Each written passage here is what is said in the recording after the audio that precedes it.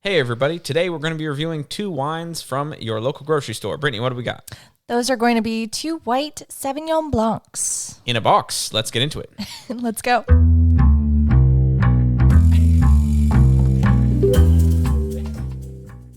Alrighty, well, Brittany, we got these in front of us. What do you got there? Yes, so for our first box, we are doing the Boda Box Sauvignon Blanc.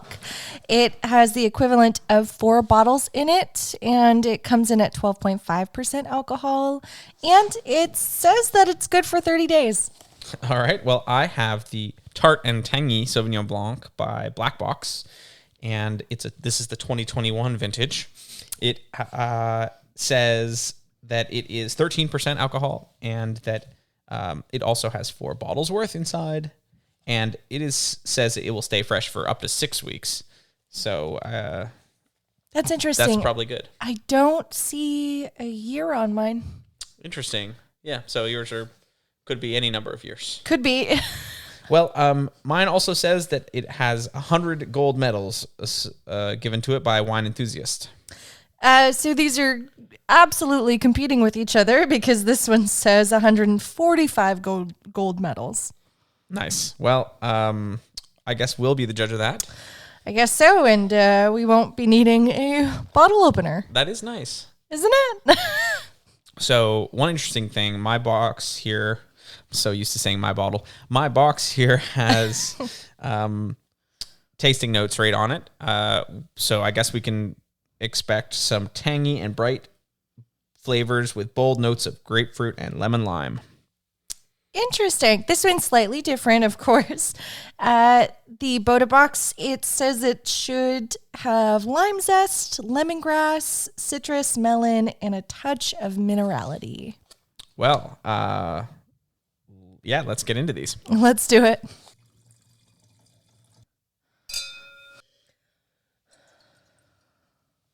So I haven't tasted this yet, but right away I'm expecting sweetness because it's a boxed wine.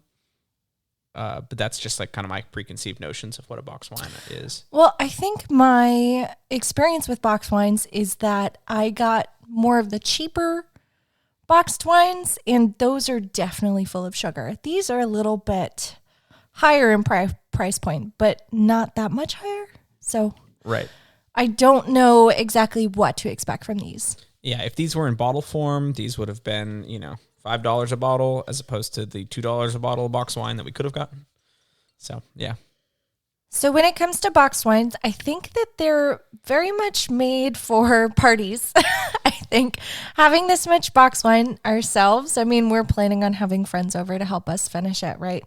But it would be great to take this to like a barbecue with some friends. I think that that's the idea, is just the convenience of the box is really nice. It doesn't need to be super fancy.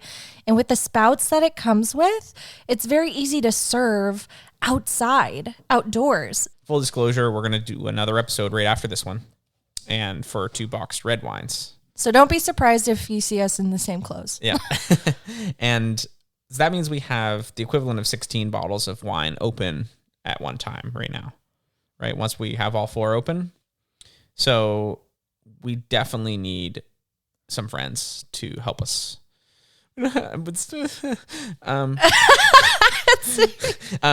we definitely so it says that they're stay fresh for up to 6 weeks, and that's probably true because it's probably sealed against air, but I wouldn't want to wait it that long. I think that you give it a couple weeks and then you call it a day. I think the most important question is, do you feel it's necessary to slap the bag? Oh yeah, it's necessary to slap the bag. Okay. For sure. So that's a reference to, these are a bag inside the box there, and taking the bag out and giving it a slap before imbibing directly from the bag. Time-honored college tradition. The quality of boxed wine has been going up. The offerings that are in this supermarket now where we went, there was a whole section for boxed wine, and these weren't even the highest end ones, right? There were the kind of the bottom of the barrel ones that were $10 for 4 bottles, $10 for 3 liters. And then there were also, ones that were $30 for 3 liters. And that kind of gets into, bottled wine territory. So Right. I definitely saw different brands I think that it is becoming a little more mainstream where different companies are trying to get into it more. But these two types, the Boda Box and the Black Box, I feel like are very much mainstream for everybody. Totally. Yeah, you could find these anywhere. And they're definitely, like you said, made for convenience. They're mass produced. These wines are certainly made for a large audience, and so they are going to be sweet and going to be hitting a lot of the notes that you would expect for a cheap wine. But as we're tasting them here, hopefully we can pick out some things that maybe make them a little unique. Yeah, I think so. Alrighty, Brittany. So we're back, having tasted both of these, and let's talk about the Boda Box first. What do you think? I would say that I was pretty pleasantly surprised. I think that the Boda Box brought a lot more flavor, although it was very much sweet. I think that was something we expected, was some sweetness, but it was delightful. Yeah. I think it was my preference of the two.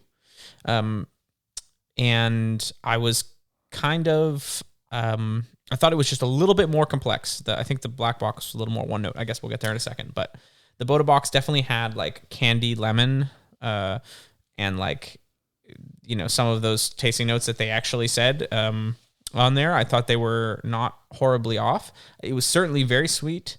And to take a page from your book, Brittany, there was a little bit of a pea kind of taste, which actually I'm going to say is a good thing here, in that it made it a little more complex. I don't know how else to describe it, as like a little like metallic tang, maybe.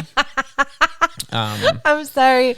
That's what you meant by because of all your references to diapers the previous season. So overall, I think it was just a little more complex, and for me, it was still pretty one note. It's a cheap wine. Candy lemon was like pretty much what I got on the smell, pretty much what I got on the taste. Maybe a little nutty, which was interesting for a Sauvignon Blanc, and certainly, we'll get into it. I'll give you my Black Box since I'm like raring to go on that one. Sure. This one tasted more like a Sauvignon Blanc to me, even though I liked it less. The Black Box for me tasted more like a quote unquote real wine, right? It tasted like a Sauvignon Blanc. I would have been even more easily be able to place it to Sauvignon Blanc, whereas the first one, the Boda Box, was just like a generic white wine of some kind.